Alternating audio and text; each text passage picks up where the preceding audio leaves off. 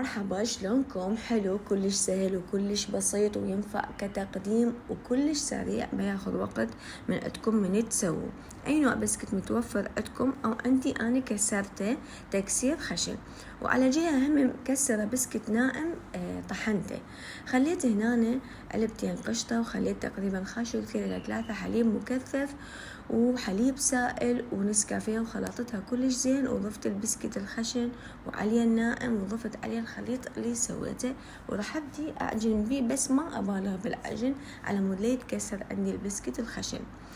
من صار عندي هالشكل، اما تقدرون تسووه كرات تكوروه وتغمسوه بنستله وتغمسوه بسكت مطحون، او تخلوه مثل ما اني سويت، خليته بايركس ووزعته هالشكل.